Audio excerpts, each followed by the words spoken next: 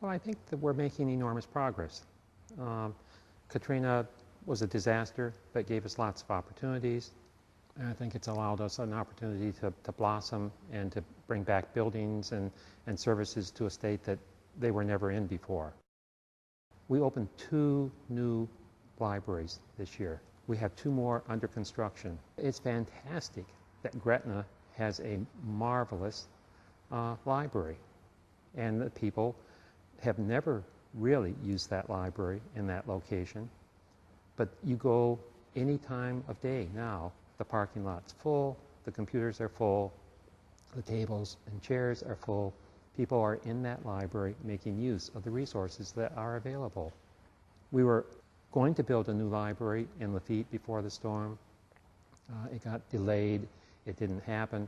But that library opened this year in the municipal multiplex, and it's bringing in tons of people.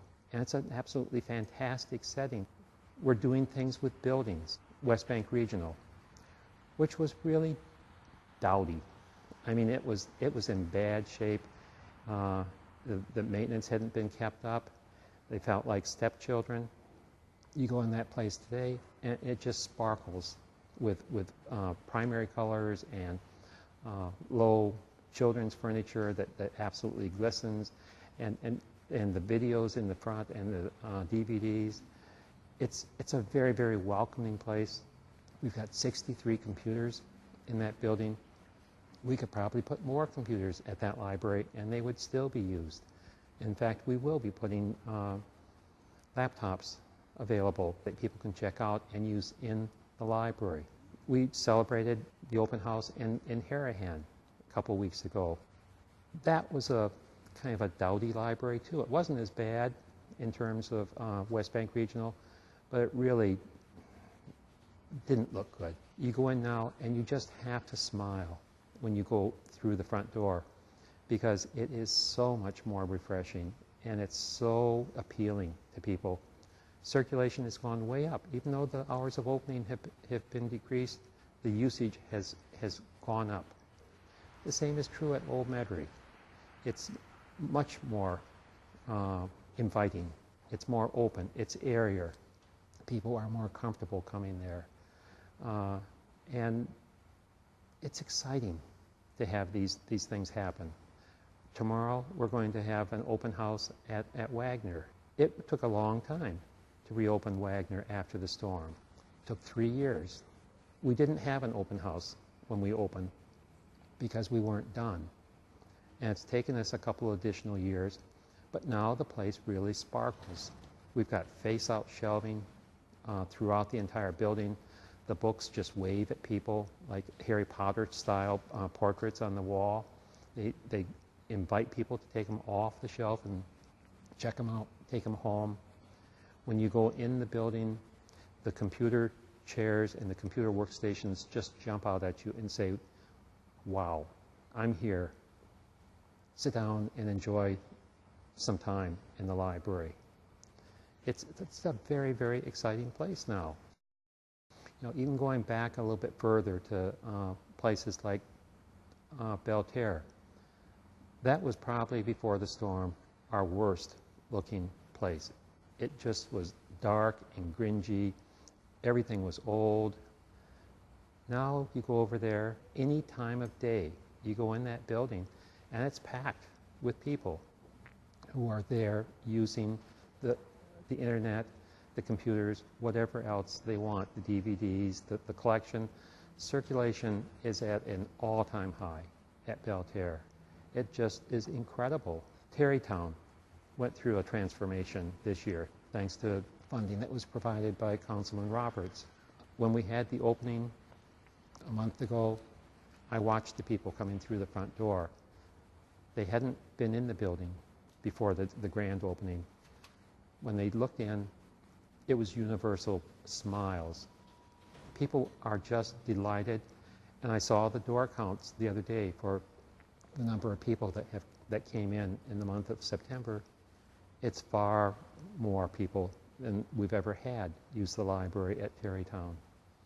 It's amazing what some pizzazz and fresh paint and new furniture will do for places.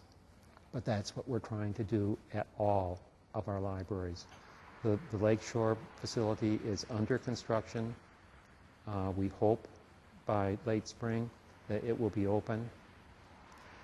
We hope to have construction start within the next very few weeks in Grand Isle. The contract has been signed. We have to have the pre-construction building, but that project should be in motion very, very shortly. We hope to do a lot of renovations and physical reconfiguration at the Live Oak Library next year. We're actually going to create a live oak tree inside the building. It won't be real, of course, but it will be something that the people in that community are going to be very, very happy with. Within the last year, we tried opening 2 additional libraries, Old Metairie and West Weagle, on Sunday. The program was successful at Old Metairie. Per hour, it's one of the busiest times of the week in terms of customers coming in and using the library. So we've maintained the Sunday hours at the 2 regional libraries and at North Kenner and at Old Metairie. It wasn't successful at West Weagle, and we don't know why, but it just wasn't. The people didn't want to come on Sunday, and so it was a waste of time and effort, so we discontinued it. But Saturday is still the busiest time at West Weagle. It's busier than any other day of the week, and I don't know why, but it is. But I think it's really about where libraries are in the country and where we are in terms of libraries in Jefferson Parish. If you look at the Progressive Jefferson flyer that went out in the water bills recently, if you look at Jefferson Life, you can see that the library is in the focus. It's in the prime of everyone's thinking right now. We're doing things in terms of providing services that people want. Our new parish president, John Young, commented the other day, he had no idea that we're doing things like making DVDs available to the public. He said, if I'd known this, I could have saved a lot of bucks.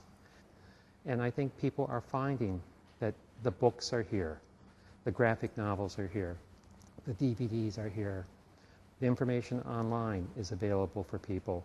We provide homework support. We made much ado about bringing in Mango languages, and the people have responded. The summer reading program was fantastic this year. It was such a joy to drive around in various neighborhoods and find signs in yards that here's a library champion. I'm amazed that in the middle of October, you can still go around. When did the summer reading program end? End of July. Middle of October, there are still signs all over this parish of kids and parents saying, I have a champion reader that lives in this house. We've lost a lot of staff. We've got a lot of key vacancies, and we're hurting right now in terms of staffing. But people have rallied, people have really pitched in, and we're making up the differences. I do hope that the new administration is going to be supportive of us filling all the positions. That really is something that they should support because we're accomplishing a great deal, and also because financially the library is in good shape. We are not going through the same agony and pain that the rest of the parish is in. Our finances are healthy because the voters 2 years ago renewed the funding support for the library, and we're healthy. At Belterre last weekend, there was a program at the recreation site next to the library. So there was a steady stream of people going in front of the library throughout the day. The staff took it upon themselves to start peddling their wares. They went out and started telling people that they should get a library card and brought them in and signed up dozens and dozens of people for library cards. Those are the sorts of things that we need to do more of. And those are the sorts of things that we'll be talking about today. How do we bring people into the library? How do we make ourselves more visible?